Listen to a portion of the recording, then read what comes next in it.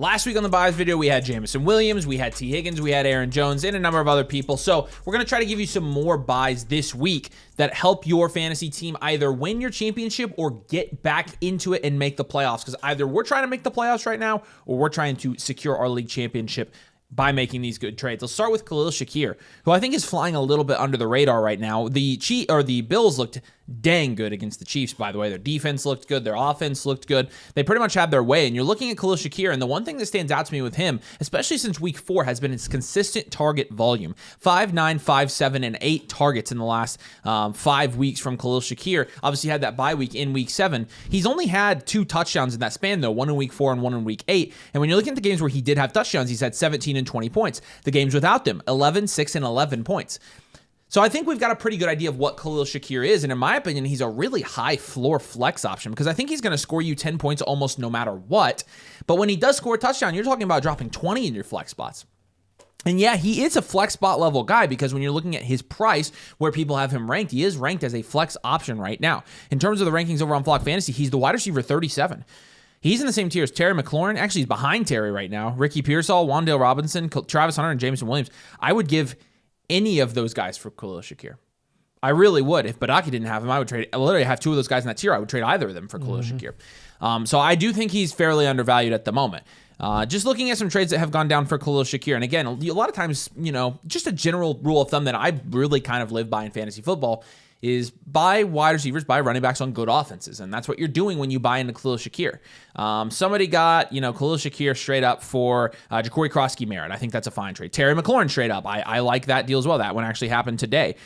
Somebody traded Jameson Williams for Khalil Shakir. I'm fine with that. Somebody traded R.J. Harvey for Khalil Shakir. I'm good with that as well. Somebody traded Harold Fannin for Khalil Shakir. Yeah, that's beautiful. So lots of trades here that I would be totally comfortable doing.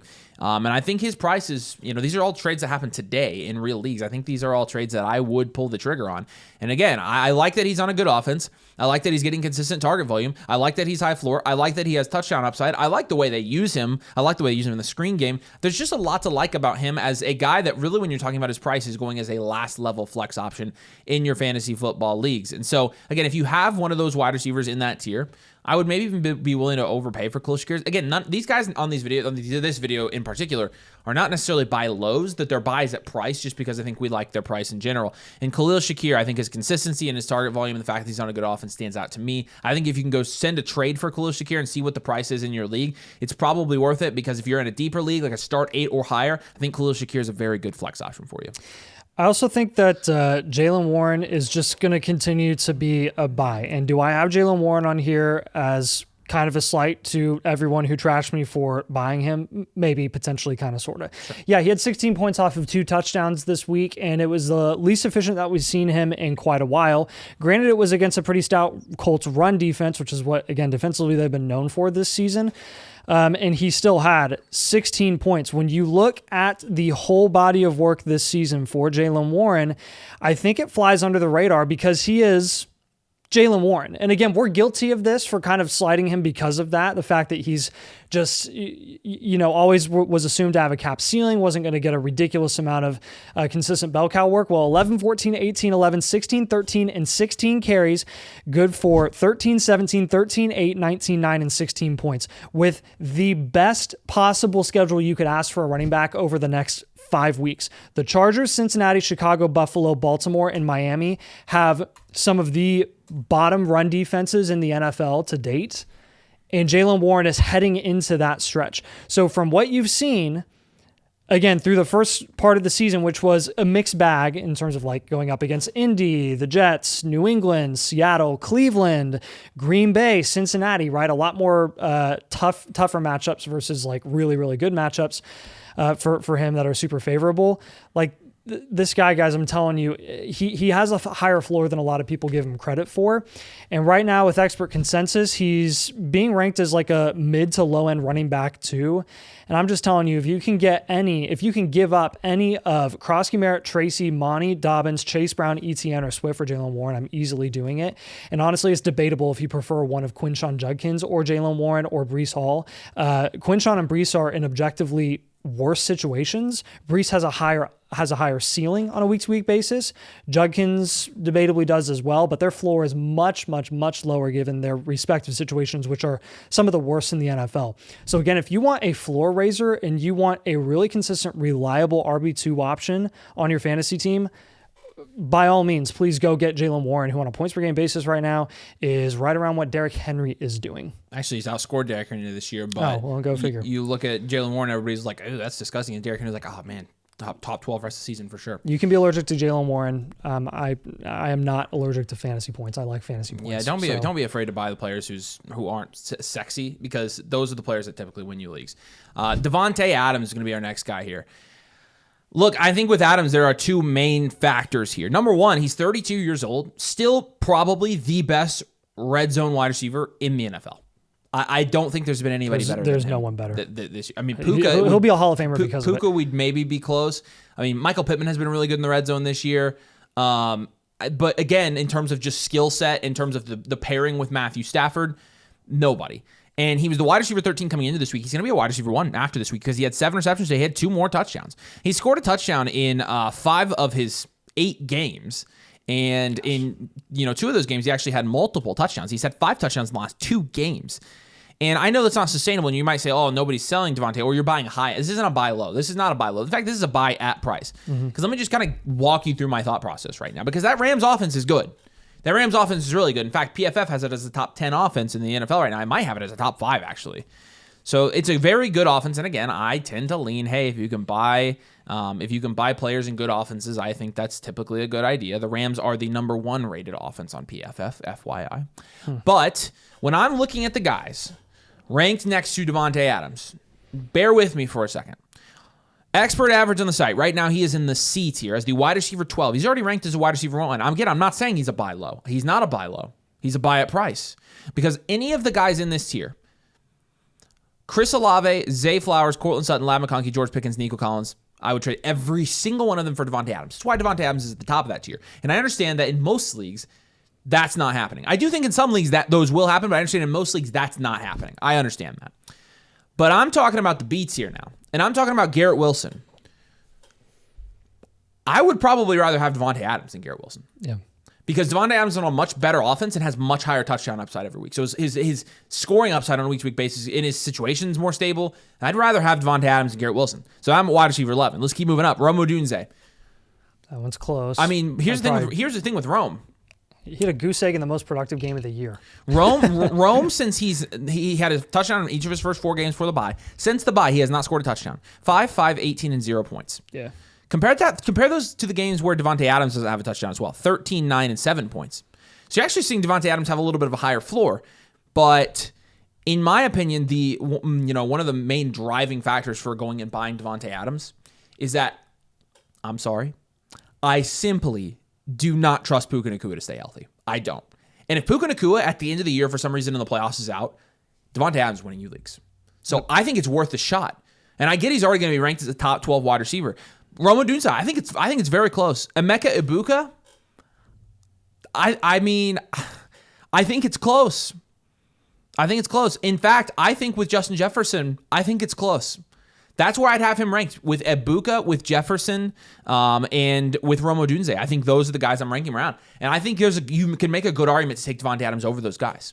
I mean, the target volume is there for Davante Adams. But again, I mean, 8, 13, 8, 6, 11, 9, 8, and 7 targets. I mean, he's getting elite target volume. So he's out-targeting a Rome Odunze this year, right?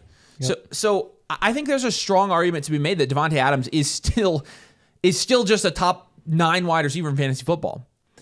And again, this is a buy at price. Buy him at his current price. After he had 26 points, yeah, I'm fine with that. Because I believe in him that much rest of the season, and I do think there's more room for him to even have more upside if Puka Nacua does go down. So I don't know. I don't know what the price on Adams is going to be in your league. It's probably going to be expensive. It's worth trying. But in my opinion, if you can entertain any of those guys, really, I mean, I'd say Rome Odunze and Garrett Wilson, if you can do a trade involving one of those guys with Davante Adams, maybe you do a 2 for 2. I think that might be good as well. But let's just honestly, just real quick, let's just look at Davante Adams and the trades that have gone down for him. Quentin Johnson and Jordan Mason for Davante Adams and Trey Benson. Aaron Jones, A.J. Brown, and Rachaad White for Davante Adams. Rico Dowdle and Juwan Jennings for Davante Adams. Dallas Goedert for Davante Adams. Who's doing that? DK Metcalf and Wandale for Davante Adams. There's Xavier Worthy and Kamani Vidal for Devontae Adams. He's too cheap. He's not even in the range of prices. These trades happen today. These are 1 QB, 12-team start, a full point PPR league, completed trades using the trade finder on the site. Every single one of these trades, I would take the Devontae side. These are real. So I think you can do it. I do think it's achievable. And based on what I'm seeing, his price is too low. I think Devontae Adams is a buy. Go trade for him in your league if you can. Look, the New England wide receiver room is really ugly. Honestly, every asset not named Drake May and that offense is ugly. You saw Henderson have like a 12-pointer this week with no Ramondre Stevenson. And he was splitting the backfield with their practice squad level running back because, again, they don't want to give a full body of work to TreVeyon Henderson when he gets an opportunity. It's maddening. This is not about TreVeyon Henderson. This is not about the running backs. This is about Stephon Diggs, who, in my opinion, is just the least inconsistent wide receiver in that offense. And that doesn't mean that he's not going to be up and down. That doesn't mean that he's not going to be inconsistent. It just means that his rate of scoring like double digits or getting a respectable amount of target volume to raise his upside any given week is higher, much higher than like 50%. I mean, you've got 11-point weeks, 16 points, 24, 13, 10, and 12. 13, 10, and 12 being the last few weeks, so he's eclipsed double digits against Tennessee, Cleveland, and Atlanta. The next few weeks, the next 4 weeks, he has Tampa, the Jets, Cincinnati, and the Giants. Tampa, Cincinnati, and the New York Giants should be 3 very high-scoring games. We'll see with the Jets. They're very up and down in terms of like what they allow production-wise with the receivers. But for the next month, for the next 4 weeks alone, Stephon Diggs has one of the more friendly schedules for a flex-worthy wide receiver any given week. And again, I'm not super big on Stephon Diggs this season as a whole. I'm not super big on any receiving asset in that offense as a whole.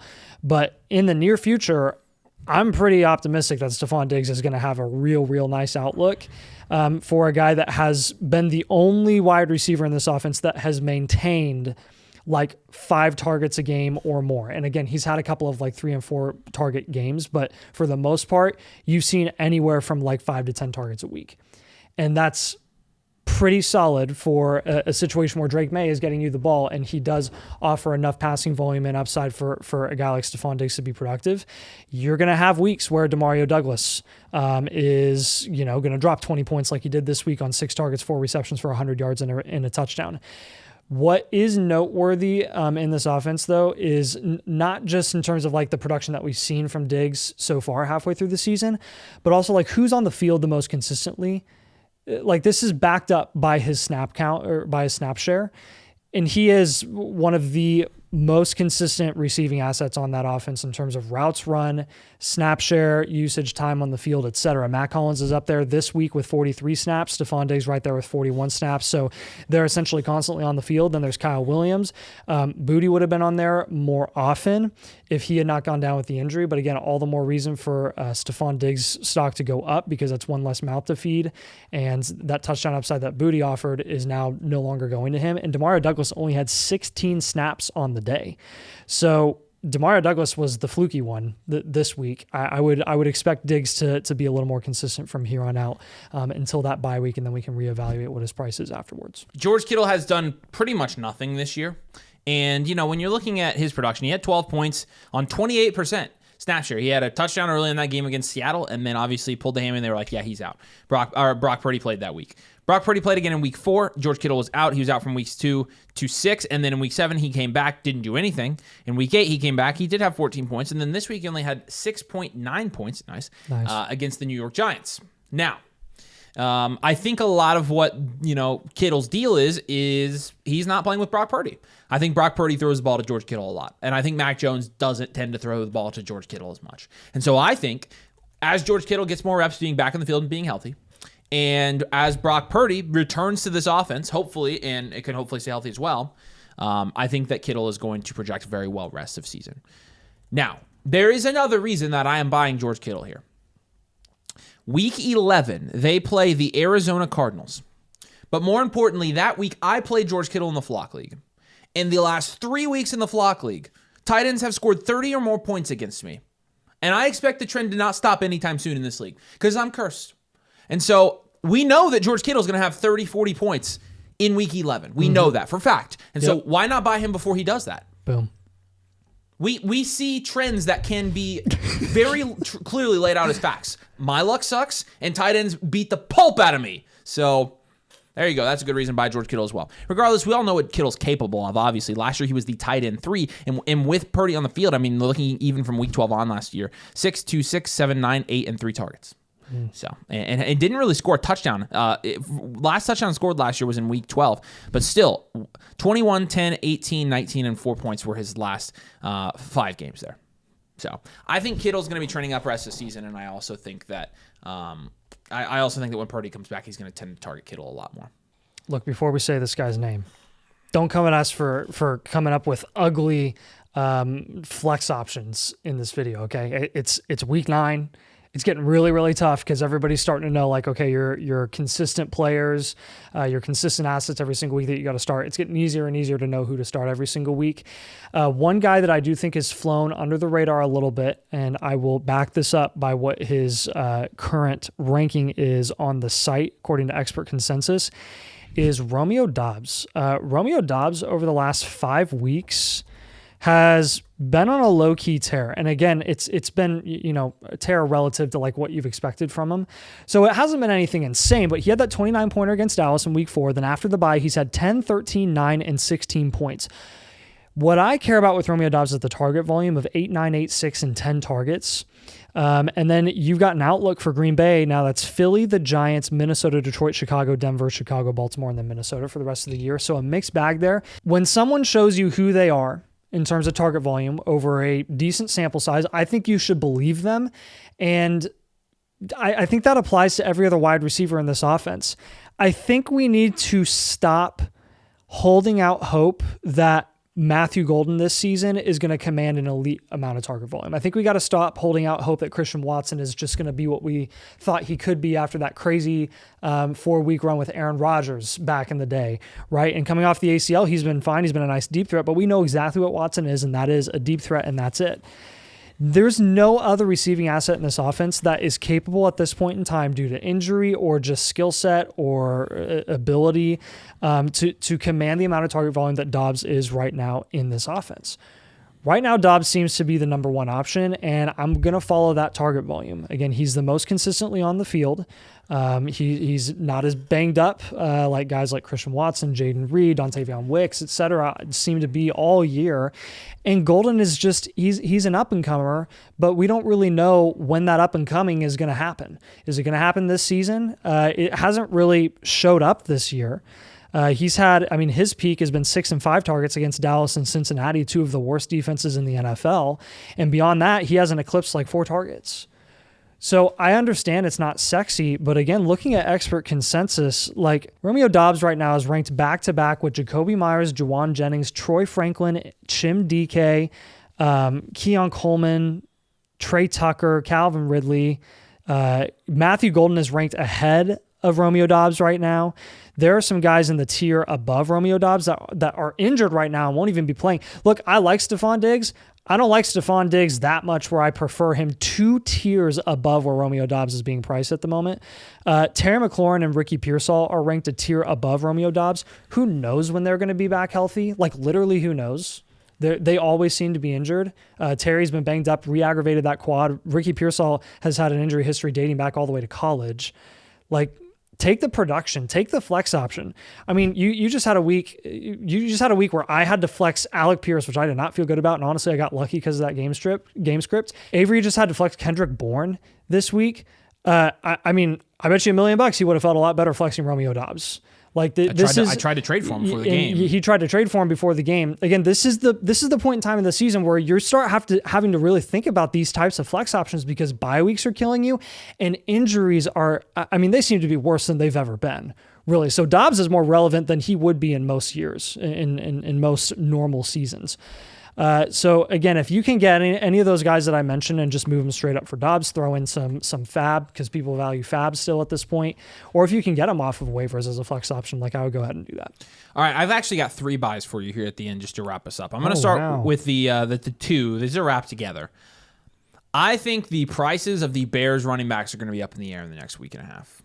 And the reason I think that is because, no, first of all, this is a team that's already had their bye. So this is and it's an offense that's scoring a lot of points right now. So I think it is actually a decent offense to buy into at the moment. I think one of two things is going to happen in your league. And I don't know. You can believe in whichever one you want. But either A, people are going to say, okay, Swifty is dead. And so I'm done with him. It's going to be Monangai from here on out. And then you can buy low on Swift. Or the Monangai owner is looking at Monangai as a 1 week rental, and you can actually go buy Monangai. Whichever one you believe in, I would go buy. That's what I'm going to say. For me, it's Kyle Monangai. I have Kyle Monangai in the Flock League, but like when you're looking at Monangai's usage before the injury with Swift, he was already in a 50-50 snap share split with DeAndre Swift. He had started the season getting about 20 to 30% snaps, and they worked him up to 50% before the injury.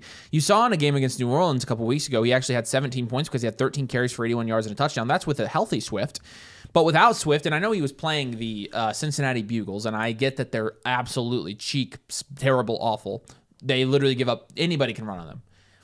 But he did have 26 carries for 176 yards. He averaged 6.7 yards per carry here. I think personally, I think Kyle Monangai is a better runner than DeAndre Swift is. I think DeAndre Swift is probably better in the passing game than Kyle Monangai is, so it could limit his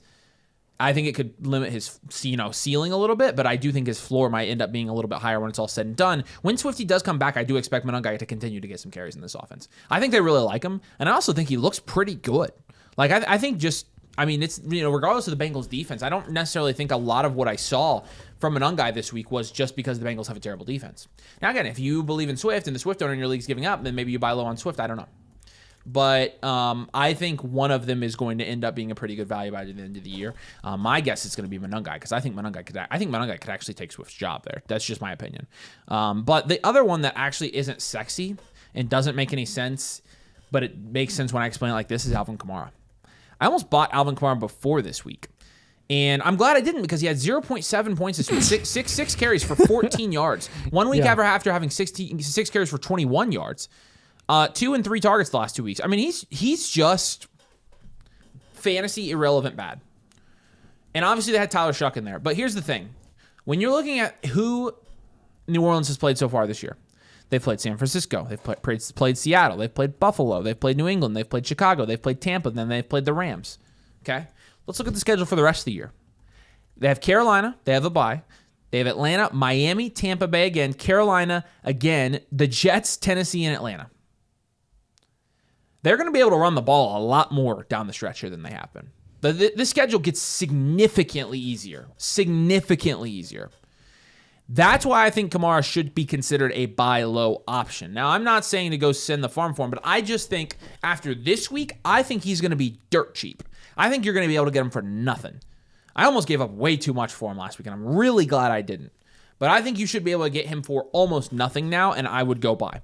Because I do think there's a decent chance at the end of the year they run the ball more, that he gets some more receiving work, etc., and he can actually turn it on. And the thing is, if Alvin Kamara sucks, I'm not going to be surprised about that. So, last week, the guy we put in the buys video was Jameson Williams, and in the comments, people are like, Jameson Williams, are you serious? JMO had 18 points this week, right? Yep. On 6 targets? Uh-huh. Okay. 6 targets, 4 receptions, 66 yards, and a TUD, 16.6 points. The ugly buys, the ones where everybody's like, yeah, this is not a good buy, usually are the ones that pan out because those guys are so frowned upon at the moment that they are dirt cheap. Kamara is going to be dirt cheap after this week. Yeah. If you can't get him dirt cheap, do not buy him because he's not very good. But if you can get him really cheap, I think it's worth the upside shot. You have to get him cheap enough, and where this price range is in your head, you have to decide for yourself. You have to get him cheap enough to where if he does what he's been doing for the rest of the year, it doesn't hurt you. You're not giving up a starter for Kamara, in my opinion. You can't do it. Kamara's not a starting caliber running back right now in fantasy football. So you need to swap a bench player for Kamara because Kamara is a bench player.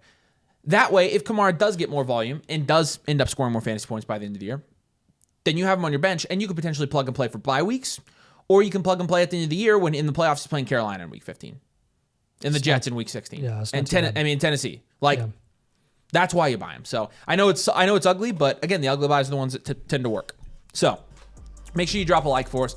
Make sure you subscribe as well. We're trying to hit 40,000 subscribers. You can help us get there. We'll have a video for you tomorrow, buy, sell, hold, with some advice to try to save your fantasy football team. So make sure you keep an eye out for that and have those notices on. We'll see you tomorrow. Peace out.